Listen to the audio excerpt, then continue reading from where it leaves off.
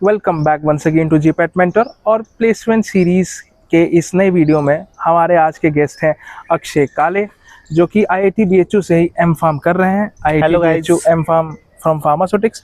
मैं चाहूँगा अक्षय जी कि आप बच्चों को और हमारे व्यूअर्स को अपने बारे में इंट्रोड्यूस करें। Hello guys, my name is Kale Akshay Rajendra.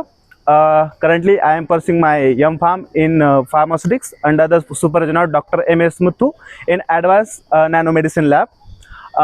I started my pharma journey from Sanjivani College of Pharmaceutical Education and Research, Kopargaon.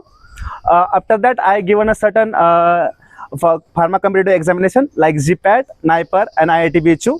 After that, I got an admission in IIT BHU. And I recently got placed in Indigo Remedies. Akshay ji, many congratulations on your placement. Thank you भाई।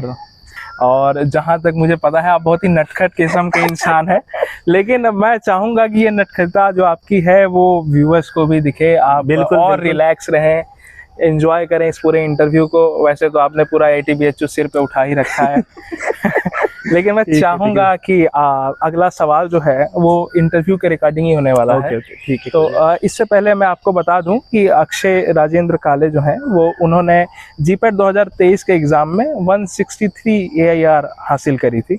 Hopefully I am correct. No, मैंने 279 था मेरा GPAT का rank. Okay, NIPER का था 165। वो NIPER का 165 था। Okay, I was close. Okay, ठीक है, कोई नहीं। बिल्कुल बिल्कुल। तो मेरा नेक्स्ट सवाल आपसे ये रहेगा कि जैसे कि बाकी इंटरव्यूअर्स से भी मैंने पूछा है कि जो इंटरव्यू के शॉर्ट लिस्टिंग है, इंटरव्यू तक की शॉर्ट लिस्टिंग है जिसमें रिज्यूम होता है, एप्टीट्यूड टेस्ट होता है, तो ये जो कंपनी इंडो को आपने बताई, जो एमएनसी है जिसके बारे में आपने जिक्र किया, मैं चाहता हूं कि आप इसके प्रोसेस के बारे में बताएं हमारे व्यूअर्स को कि कोई कंपनी कैंपस प्लेसमेंट के लिए आती है तो वो आपसे क्या क्या प्रिपरेशन स्टेप और उसमें क्या क्या प्रिपरेशन लगती है, आप हमारे व्यूअर्स को बताएं। ओके, ठीक है। तो प्लेसमेंट में सबसे पहले ये होता है कि जब भी कोई कंपनी विजिट करेगी अपने कैंपस प्लेसमेंट में, तो आपको पहले देखना है उसका प्रोफाइल कि वो कंपनी क्या आपसे क्या उम्मीद करती है कि कौन सी स्किल पे वो आपको किस स्किल सेट के लिए आपको ले रही। जैसे कि मैं फार्मास्यूटिक्स के लिए हो तो फार्मा कंपनी जब भी हमें हायर करती है तो हमें करती है फार्मूलेशन डेवलपमेंट के लिए कि हम उनके लिए फार्मूलेशन बना के दें। हमें कुछ पैरामीटर्स होते हैं, मतलब कि बच्चों को अगर एपेंडे के लिए हायर करें तो उन्हें ये बेसिक होना चाहिए। जैसे कि हमें फार्मूलेशन के बारे में अच्छा नॉलेज होना चाहिए। अब कंपनी में चलता है बेसिक डिज़ाइन ऑफ एक्सपेरिमेंट या QBD, तो QBD का एक अच्छा नॉलेज आपको पहले होना चाहिए और बायोस्टैट भी आपने अच्छा सा पढ़ना चाहिए। जैसा कि आपने बताया कि QBD हो गया या फिर फॉर्मुलेशन एंड डेवलपमेंट हो गया, क्या इसके अलावा भी कोई और रोल हैं जो कि सूटिक्स वाले बच्चों के लिए मेजरली कोई कंपनी आती है तो उसके लिए हायर करते हैं? उन रोल्स के बारे में आप अगर बताना चाहें तो उनके नाम और उसके बारे में। तो फार्मूलेशन एंड डेवलपमेंट के लिए अलावा कंपनी, जहाँ तक मैंने देखा है कि मेरे जो सीनियर है परेश सर थे हमारे लैब में, रेगुलेटरी अफेयर्स के लिए एक अच्छा जॉब अपॉर्चुनिटी होता है। और दूसरा है कि QA में जैसे क्वालिटी एश्योरेंस होता है, जबकि जब मैं लैब में काम करता हूँ कि मैं फार्मूलेशन बनाता हूँ, उसके साथ मुझे अलग अलग डॉक्यूमेंट या डाटा मेंटेन करना होता है। तो वो जो वर्क है हमारा वो होता है क्वालिटी एश्योरेंस से, वो मतलब रिसेंबल करता है। तो इसीलिए क्वालिटी एश्योरेंस का एक रोल हमें मिल सकता है इसमें। और एक होता है प्री क्लिनिकल ट्रायल्स, मतलब जैसे कि कोई क्लिनिकल ट्रायल्स के लिए कंपनी आती तो उसके लिए भी आप अच्छे से अप्लाई कर सकते हैं। अक्षय, ये तो हो गई हमारे आपके प्लेसमेंट को लेके बातें। लैब लाइफ, स्लीप शेड्यूल और आईआईटी बीएचयू का जो इन्वायरमेंट है और जो लाइफ है यहाँ पे, जो सर्कल है डे नाइट का, उसके बारे में आप क्या बताना चाहेंगे हमारे व्यूअर्स को? ठीक है। तो मैं सबसे पहले बताना चाहूँगा मेरा लैब लाइफ में। तो मेरे लैब पार्टनर है भीमा, जिसका आपने इंटरव्यू लिया होगा, और दीपाली, जो मेरे 2 कलीग हैं, और हमारे मेंटर है मिस वैशाली मैम, मेरी मेंटर हुआ है। और जो हमारे सुपरवाइज़र है डॉक्टर MS मुत्तू, उनको मैं तहे दिल से धन्यवाद कहना चाहूँगा जिन्होंने मुझे चूज़ किया।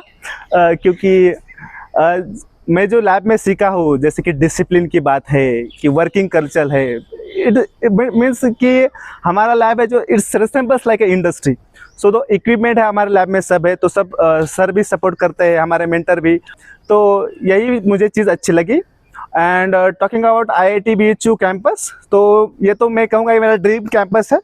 इसके बाद भी मुझे नहीं लगता कि ऐसा कैंपस मुझे ये कभी मिलेगा तो हम भी चाहेंगे कि हम बार बार इस कैंपस को विजिट करना चाहें, क्योंकि यहाँ जो फंक्शंस होते हैं, हमने जो फंक्शंस एंजॉय किए, जो डांस किया है हमारे दोस्तों के साथ, भाई के साथ भी किया है, तो वही ऐसा कैंपस तो बाद में नहीं मिलेगा। और यहाँ का रिसर्च एरिया है, जो यहाँ के अलग अलग डिपार्टमेंट है, जैसे कि बायोमेडिकल है, उनके साथ आप कोलैबोरेटिव वर्क कर सकते हैं। जैसे कि हमारे डिपार्टमेंट में AI बेस्ड ड्रग डिस्कवरी पे काम हो सकता है, कि एक नया एडवांसमेंट इन ड्रग डिस्कवरी, ऐसे अलग अलग अपॉर्चुनिटीज़ आपको यहाँ IIT में मिलेंगे।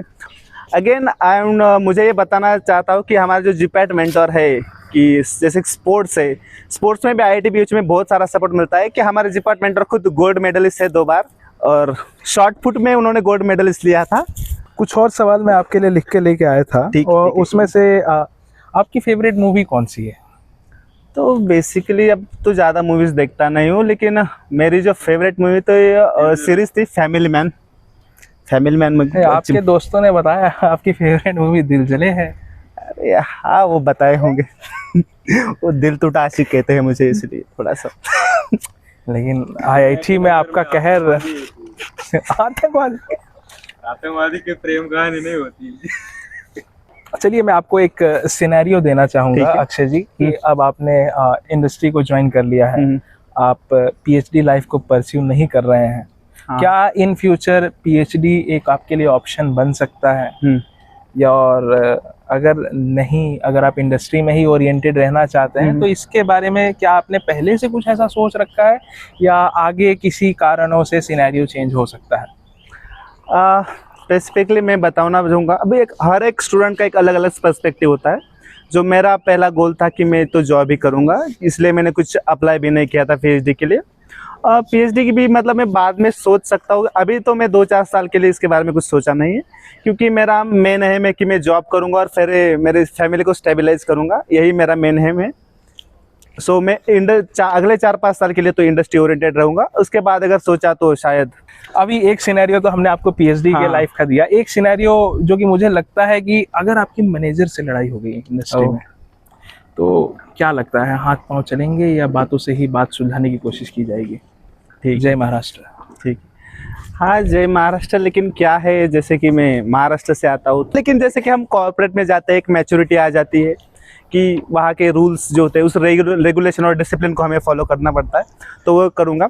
जैसे कि आपने मैनेजर्स की लड़ाई की बात की, तो मेरे साथ एक सीन हुआ था जब मैं अप्रेंटिसशिप में था, मतलब B.Pharm के बाद मैंने अप्रेंटिसशिप ज्वाइन किया था।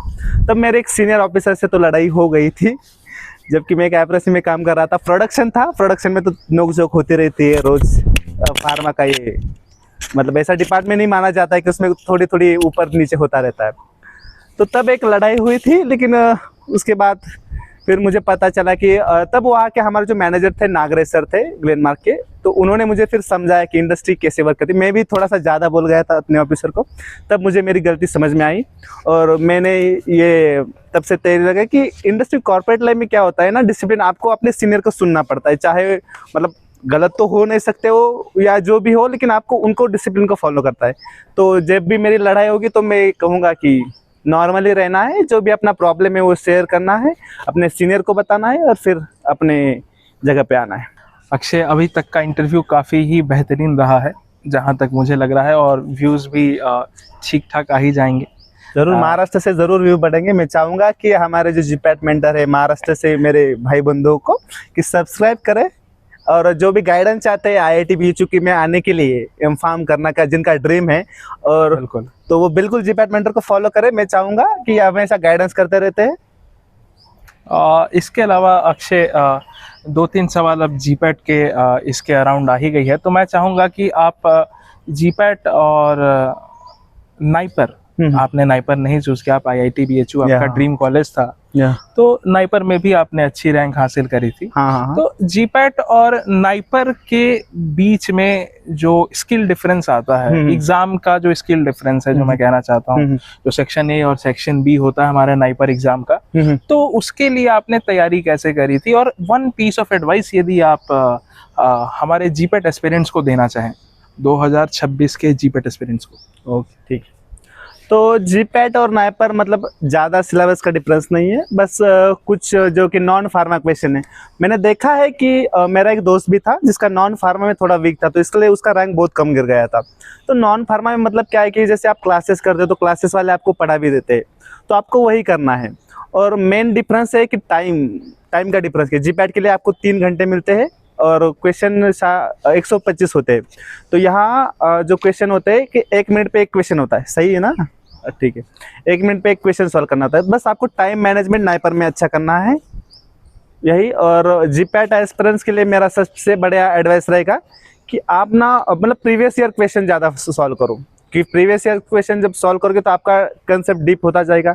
जो क्वेश्चन आपको नहीं आ रहा है, मैं तो जब भी मेरे जूनियर्स को गाइड किया हो तो यही बताया हूँ कि जो क्वेश्चन आपको नहीं आ रहा है, जिस टॉपिक को है उसको एक बार लिख लो और उसका रिवीजन करो, तो अगले बार वो क्वेश्चन आपका गलत नहीं होना चाहिए। तो ये आपका एम होना चाहिए। तो आपको क्या करना है, जीपैट क्वालिफाई होने के लिए अगर ओपन का भी आदमी हो तो चाहिए 250 मार्क चाहिए। तो आपको पहले टारगेट है 250 या 200 के आगे मार्क्स आ जाएंगे तो आप क्वालिफाई हो जाएंगे। तो आपको टारगेट रखने के आपके 60 क्वेश्चन करेक्ट होने चाहिए।